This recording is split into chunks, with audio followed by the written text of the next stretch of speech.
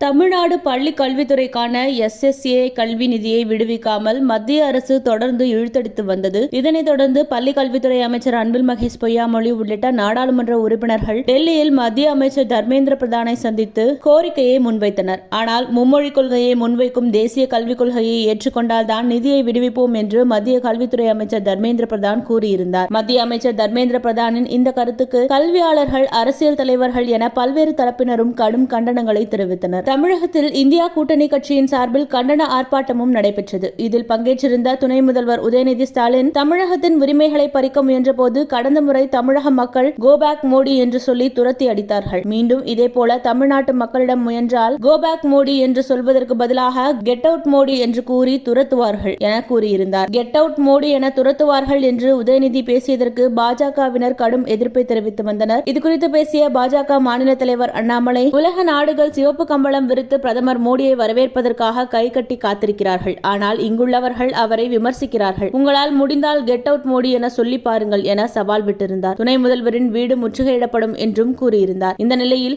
Get out Stalin என்று X தள பக்கத்தில் நாளை பதிவிடப்படும் என்று அண்ணாமலை நேற்று அறிவித்திருந்த நிலையில் இன்று காலை சரியாக 6 மணிக்கு கெட் அவுட் ஸ்டாலின் என்று பாஜக மாநில தலைவர் அண்ணாமலை எக்ஸ் தளத்தில் பதிவிட்டிருந்தார்.